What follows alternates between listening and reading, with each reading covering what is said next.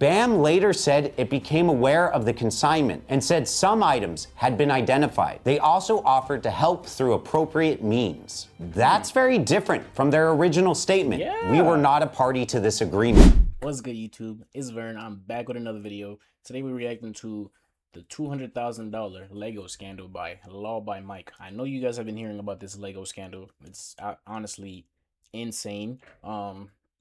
This is a lawyer's take on it. We're not actually watching the original video by Reckless Ben. That video is insane. You guys should go watch it. I will link that video in the description, as well as this video in the description.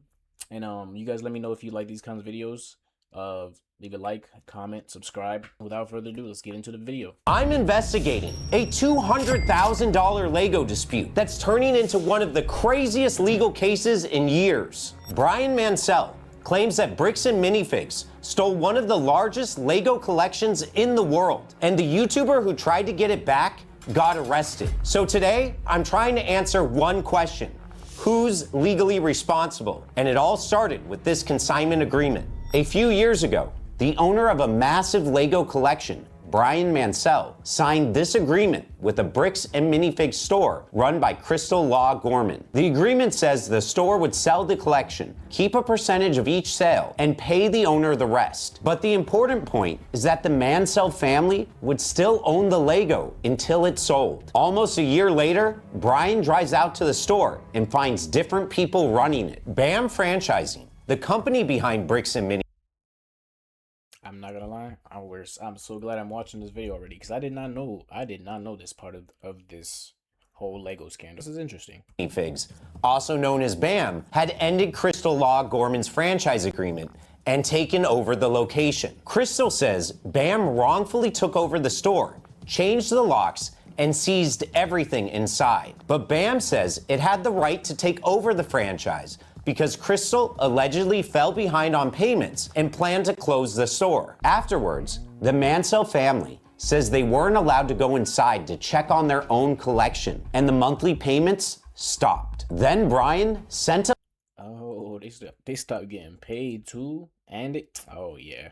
a letter. I see why this is going viral already. Ending the deal. He asked for the Lego back, the money owed, and sales records showing what had already been sold. He gave them 10 days. 10 days passed.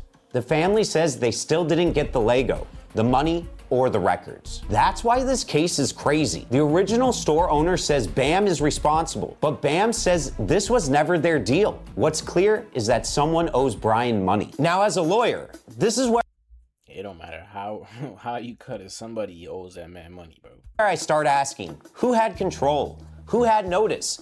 And who has the records? In my opinion, refusing to produce any records could suggest that BAM is worried about legal exposure. Maybe they made an error, or maybe they don't want to risk producing something that people could interpret as them making a mistake. Later, we'll discuss a YouTuber who tried to help bring attention to this very issue. But first, who's responsible for the lost Lego? Crystal, the original person who ran the store, says BAM knew about the consignment. She says the collection was still inside the store. She told BAM who owned it, and they took it anyways. And she claims to have security camera evidence showing this.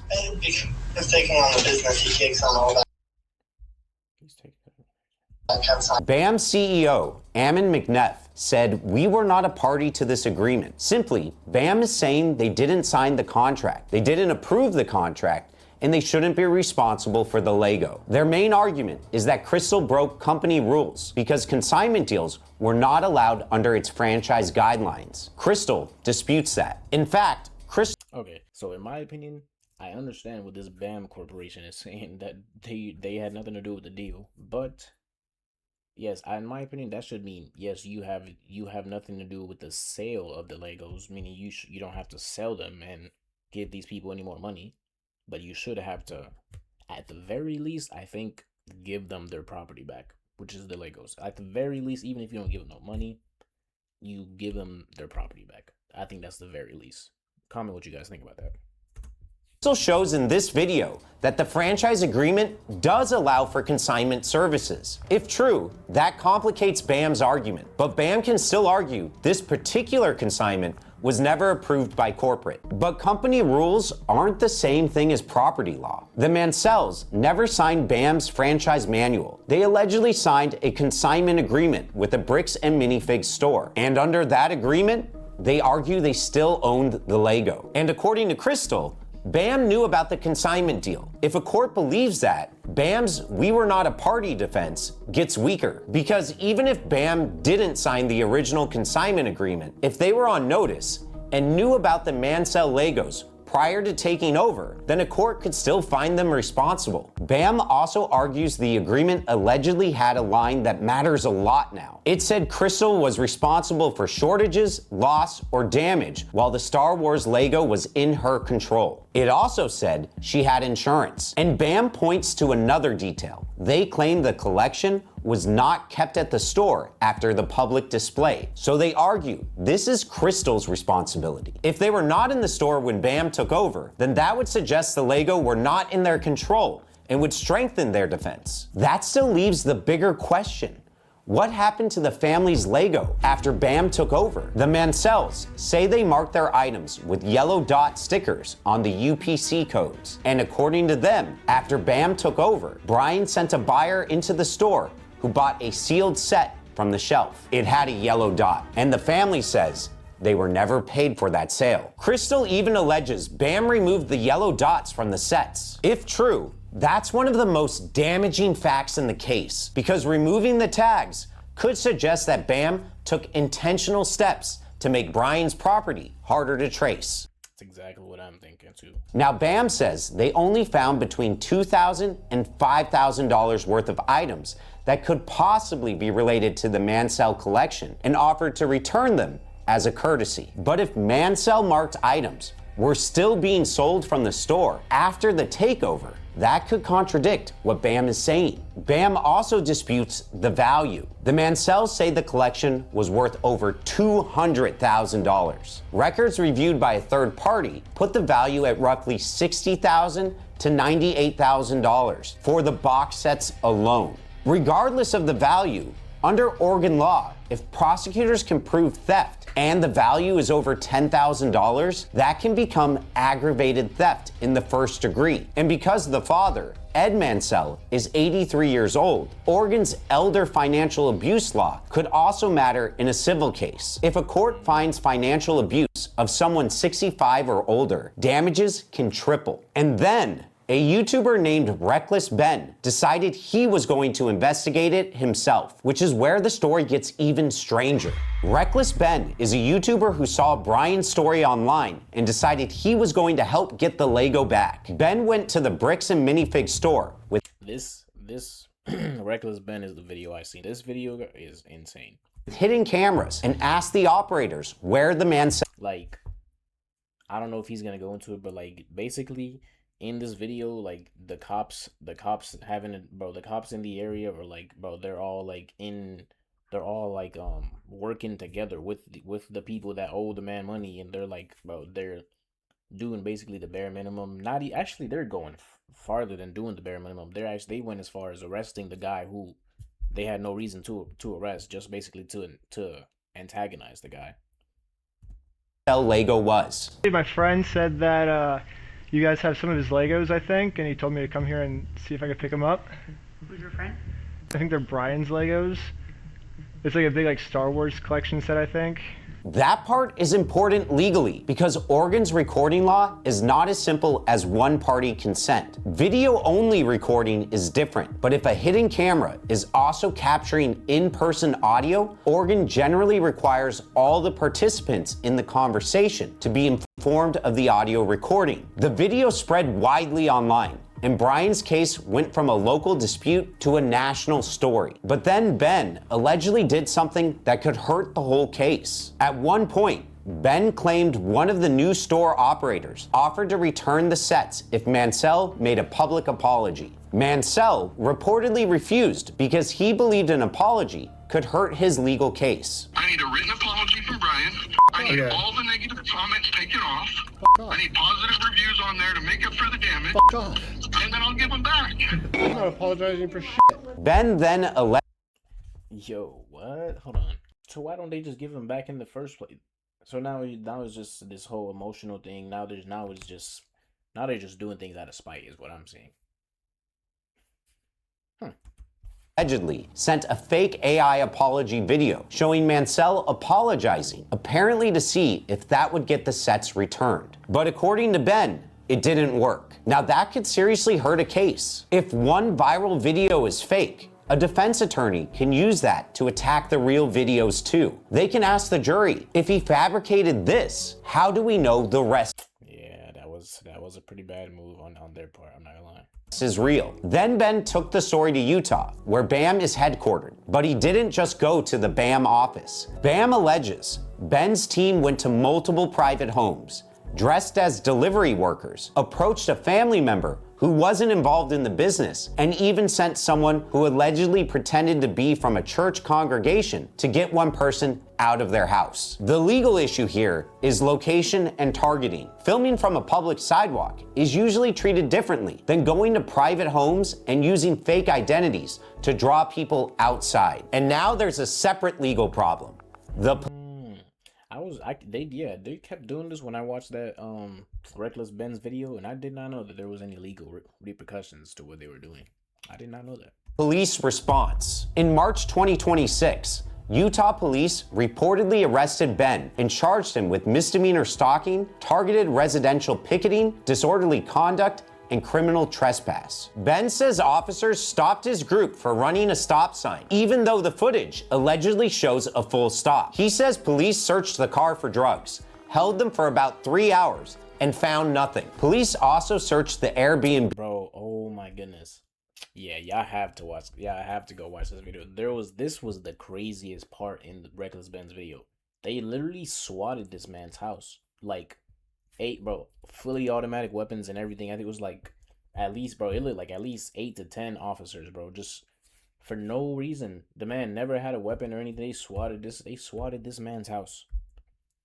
And then I think right, like, as he's walking out, they're like, what is it, bro? I think they dislocated his shoulder. Reckless Ben, they dislocated his shoulder for no reason. Where Ben was staying. The warrant said they were looking for stolen Lego merchandise. If those stops, searches, or arrests lacked legal cause, then Ben's constitutional rights may have been violated. And in my opinion, that can mean Ben has a lawsuit against the police department. After the arrest, Ben claimed police injured what appeared to be his left shoulder. Then BAM filed its own lawsuit in Utah, which accuses Ben of trying to manufacture legal leverage. According to the complaint, Ben's team allegedly disguised a contract as a delivery signature form. BAM says a store manager thought she was signing for a package, but the document allegedly included a clause saying Ben couldn't be trespassed from the store. The complaint says that Ben allegedly claimed the store owed him $5,000 every time employees called police on him. In the video screenshots attached to the complaint, BAM says Ben later demanded $40,000 based on that alleged document. If true, that gives BAM a way to frame this content as alleged fraud, extortionate pressure, or harassment. So BAM requested a temporary restraining order to keep Ben away from the people and places connected to BAM. But that order didn't just ask the court to keep Ben away. It also sought to take down Ben's videos about the dispute. And get this, BAM even reached out to Patreon, trying to get Ben's content removed. But Patreon CEO denied the requests. And I see a big So glad he wasn't going for that. problem with this. Once you move from stopping contact to trying to remove videos and funding platforms, it starts looking less like protection and more like silencing criticism. And that can backfire for BAM if they want the public to believe that they did nothing wrong. And they didn't just go after Ben. They also sued Brian Mansell. That's important, because Brian didn't make the alleged deepfake, and Brian didn't show up at anyone's house. BAM's argument is that Brian coordinated and directed Ben's campaign. Brian's side would likely argue this looks like a slap suit, which is a lawsuit designed to pressure someone into staying quiet by making the fight expensive. Both Oregon and Utah have anti-SLAPP style protections, but where the lawsuit is filed matters. Different states have different procedures, deadlines, and standards. BAM filed in Utah. Now, BAM will say this is not a SLAPP. They'll say they're protecting their people from harassment, false claims, and dangerous conduct, and maybe they can prove that. But suing Brian is where this gets risky for BAM. Brian is the person asking where his family's collection went. In my opinion, if BAM wants the public to believe this is all just harassment and they are not responsible, the best evidence would be simple. Don't sue Brian, the person who's clearly been wronged. Instead, show us the records. At this point, there are 4 legal... Yeah, bro, at the end of the day, why were you going after... I mean, bro, like I said, this seems like a whole out of spite thing. There's emotions involved. But, bro, like the lawyer just said, bro, show the records. It never even had to escalate it to the man getting swatted, to all these back and forth that's going on right now, bro. They just show the records. Just go about it the right way. Fights happening at the same time. The first is the reported criminal investigation in Oregon. Kaiser Police and the Marion County DA have been looking into what happened to the Lego. The allegations raise possible Oregon theft issues, including theft by deception, theft by receiving, and aggravated theft in the first degree. No criminal charges have been filed yet, but the investigation is described as still open. The second fight is BAM's lawsuit in Utah. The third is Ben's criminal case in Utah. Those charges are about what Ben did at private homes, not what happened to the Lego. But they still matter, because if Ben becomes a witness in the Oregon case, opposing lawyers can use his conduct to attack his credibility. And the fourth fight is Crystal Law Gorman's lawsuit against BAM. She says Brian still had about $100,000 to $125,000 in Lego at the store when BAM took over. Oregon investigators are asking what happened to the Lego. Brian is trying to recover the value of the collection. BAM is trying to stop Ben and Brian's campaign against them. Ben is fighting charges from the way he investigated the story. And Crystal is now suing BAM for allegedly taking over the store, seizing assets, and blaming her for missing inventory. Which brings us back to the question everyone keeps asking. Where's the Lego right now? BAM says they found between $2,000 and $5,000 worth of items that could possibly be related to the Mansell collection after BAM took over. Records reviewed by a third party put the box sets alone between roughly $60,000 and $98,000. If BAM only found $5,000 worth of possible Mansell-related... Yeah, but I was waiting for him to go over this. I'm about to let him go over this. I was wondering, like, these numbers were not making sense to me. Items, at least $55,000 is still unaccounted for on the box sets alone. And if Brian's $200,000 number is right, then almost the entire collection is missing. But in BAM's complaint, they give their clearest answer yet to the missing Lego. BAM says it found one clue in the old point of sale records. According to them, the record showed 367 Star Wars lot set purchases with an estimated retail value of about $46,000, plus 336 Star Wars lot purchases worth about $12,600. But BAM also admits a problem. Those records don't prove which exact sets were sold or whether they were Mansell sets. So the records could support BAM's theory that a lot of the Lego was sold before corporate took over, but they don't fully answer the question. Meanwhile, bro, honestly, it just really sounds like, bro, they were really just not doing their due diligence. Because if you're selling the man stuff, how is it not labeled, and how do you not know that it's his Legos that you're selling or his property that you're selling?